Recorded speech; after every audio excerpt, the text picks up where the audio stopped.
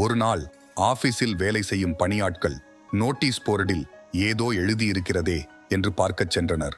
அதில், உங்கள் வளர்ச்சிக்கு இடையூறாக இருந்த நபர் நேற்று காலமானார். அடுத்த கட்டிடத்தில் அவர் உடல் வைக்கப்பட்டுள்ளது. அனைவரும் தவறாமல் கலந்து கொள்ளவும் என்று எழுதியிருந்தது. நம் வளர்ச்சிக்கு தடையாக இருந்த நபர் யாராக இருக்கும் என்று அவர்களுக்கு ஆர்வம் ஏற்பட்டது. அனைவரும் அடுத்த கட்டிடத்திற்கு சென்றனர். சவப்பெட்டி வைத்திருக்கும் இடத்தை நோக்கி ஒருவர் பின் ஒருவராக செல்ல ஆரம்பித்தனர். சவப்பெட்டியை நெருங்க நெருங்க நம் வளர்ச்சிக்கு தடையாக இருந்தவன் யாராக இருக்கும்? நல்ல வேளை அவன் இறந்து விட்டான் என்று நினைத்தபடியே முன்னோக்கி சென்றனர்.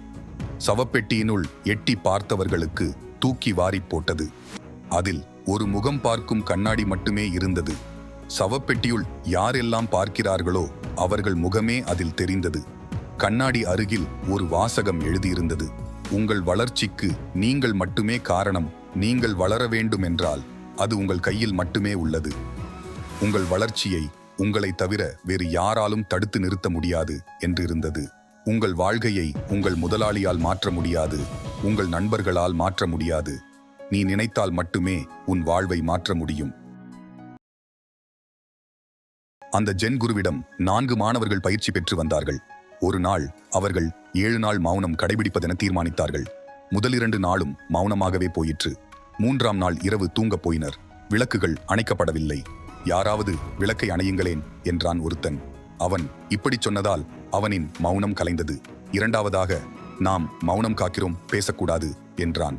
அவன் இவ்வாறு சொன்னதால் அவன் மௌனமும் கலைந்தது.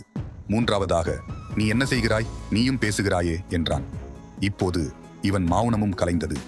நான் ஒருத்தன்தான் இன்னும் பேசவில்லை என்றான் 4ஆவதாக இருந்தவன். அதன் காரணமாய் அவன் மௌனம் கலைந்தது. இதிலிருக்கும் நகைச்சுவையை மீறி நீதி ஒன்றை நாம் பார்க்க வேண்டும். விளக்கு எரிவதைக் கண்ட முதலாம் அவன் தானே எழுந்து சென்று விளக்கை அணைத்திருந்தால் அவன் மட்டுமல்ல, மற்ற 4வரும் கூட பேசியிருக்க வேண்டிய அவசியமில்லை. 4ஆவது ஆள் வரை யாருமே சென்று விளக்கை அணைக்கவில்லை. சில நிமிடங்களில் செய்து முடிக்கக்கூடிய வேலையை செய்யாமல் இருந்ததற்கு 15 நிமிடங்களுக்கு விளக்கம் தருவது மனித இயல்பு.